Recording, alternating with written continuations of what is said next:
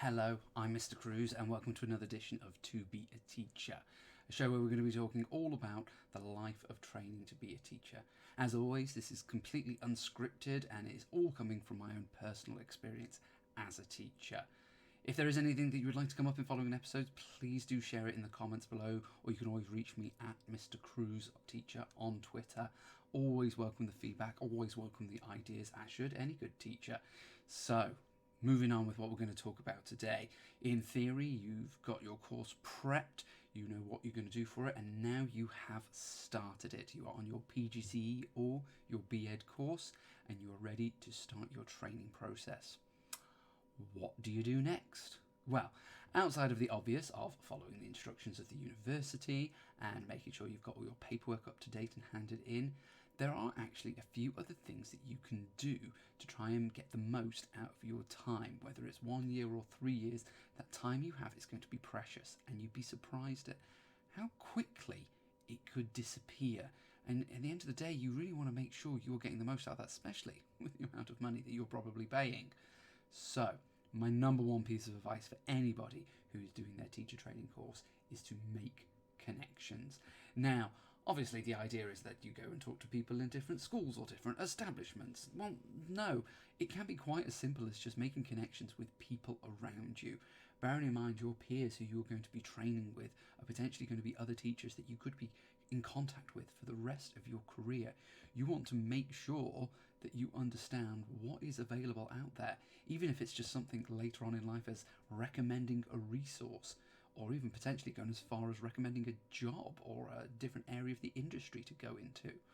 Those connections that you make with these people are absolutely vital.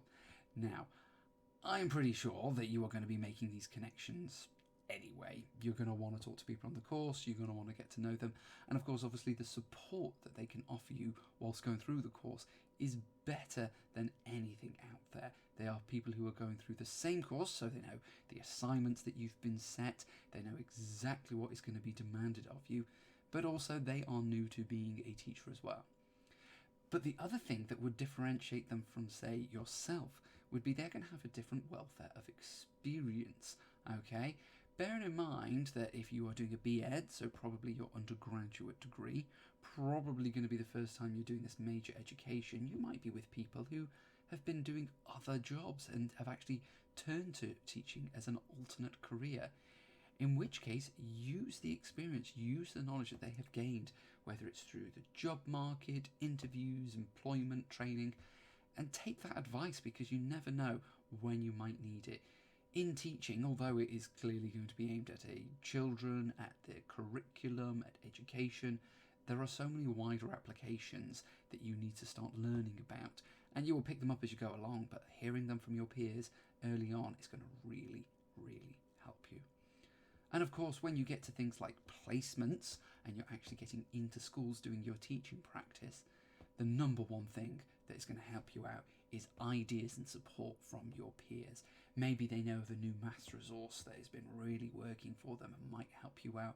Maybe they've just observed a teacher in that school teach this incredible PE lesson, and you go, wow, they were so brilliant, they did this, and they did these games with the kids, and they were inspiring in this way, and those recommendations that they have could really help you on your placement. So do not underestimate the value of making connections with people, not just in schools, not just in establishments, but also your peers and the skills and ideas that they can bring to you.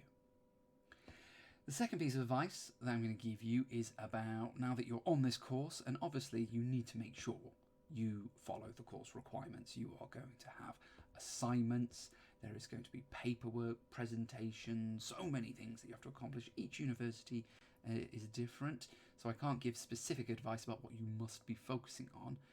However, you've also got to remember that this is your course for you, and you want to get out of it as much as you can. And as great as universities are at offering support and giving you that gateway into your qualification, you want to make sure you focus on what you want. What do you want out of being a teaching? Make sure you get your answers, okay? If you are unsure about how whole course is going to go down, if you don't know What is the expectation of assignments? If you don't know how the school system is going to work as far as where you're going to get placed, ask them. Go and research, get those answers from your tutors, from your lecturers, because this is your course and you are paying for it. You are paying thousands for it. Yes, you need to follow the rules, but you need to get what you want from it. So go and talk to your tutors, go and get that advice, go and get that information, and don't take no for an answer. Make sure you get the answers you want. Obviously, you can't be demanding, I want to be passed, I want to make sure I go to this school. Well, no, at the end of the day, they are also people in a job who have to follow rules where there is guidelines and procedures in place. So there's a limit to that. But make sure if you are uncertain or you want information, go and talk to them about it, because that is nothing that's going to make you feel more nervous if you are going into this course and you feel like you're drowning the whole time, not just in paperwork, but in lack of answers, and you're just so unaware of things. Okay, these are experts. These are people who've been teachers themselves. That's the number one thing that I would always remind students doing their PGC and BEd, is that the lecturers are going to have worked in schools themselves for a considerable amount of time. They will remember what it was like to be a teacher, to be in charge of those children. Go and talk to them. They can give you the best advice. They can give you the best amount of answers. And that is really what you need. And essentially, that is what you're paying them for. Well, not them directly, the uni, but whatever. The third piece of advice I'm going to go into is about your mindset. Now, I touched on this on one of the first videos about whether you actually want to be a teacher or not, but now that you've applied on the course, now that you've started it, you're getting given your course files full of assignments and schedules for the year, you really, really need to start to get into the mindset that this is going to be tough. This is going to be hard work, and I don't mean to sound this in a too pessimistic way or in a scary way, but training to be a teacher is tough. Obviously, it's not as tough as some professions. I don't have any experience in medical training or law training or anything like that. I imagine they are longer and just as tough, but do not, especially if you're a PG student and you're only doing this for a year, that is even worse, because there is so much to cram into such a short space of time. This is going to be tough. This is going to be demanding. I've only known a few people who, when they started doing their training course and have the attitude of, I can manage this turns out to be quite easy. And then they hit a brick wall. And then the realization kicks in. And they just realize how tough it is. And generally, they drop the course. I think we had, now this is a very long time ago, but I'm pretty sure we had a dropout of about 40% of people on our course dropped out. Only about 60% of people ended up passing. Now, admittedly, some of that was just outright fails, but most of it was just, wow, this workload, wow, the demands that are being put on me, wow, I can't take this. And unfortunately, they ended dropping out. You need to get yourself ready for that. And again, I'm trying not to scare you, but it's the fair warning. I really wish when I started to train, somebody said to me, hey, you're going to love this. Hey, it's going to be super fulfilling, and it's going to be one of the best careers you've ever picked up. But be prepared. This course is going to kill you. I have mentored students who came to me on a first placement early in the year and naively thought they could keep up their part-time job in a bar whilst also being a teacher. He still wanted to work 3 nights a week. And I said, that's fine, you can do that.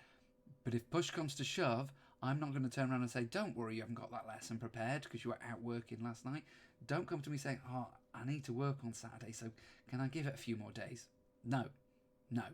This is your life now.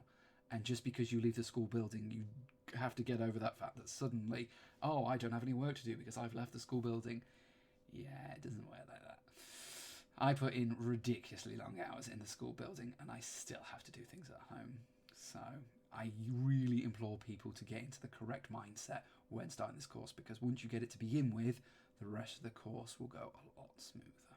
So there is my advice for what to do now that you've actually started the course. Going to be talking a bit more about the course in general and how you can get the most out of your school placements in future episodes. Again, if there's anything else that you would like me to talk about or any other ideas for future episodes, please drop me a comment, hit me up on Twitter. A share and a like would be greatly appreciated. And if you want to sub, wow, thank you. I really appreciate it. I'm doing this solely to help teachers, just because I didn't have this kind of resource when I trained, and it's not really much out there, so hey, I thought I'd put it out there. Why not? So, thank you very much for watching, and remember, it's never too late to learn anything. Thanks very much. Take care. Bye-bye.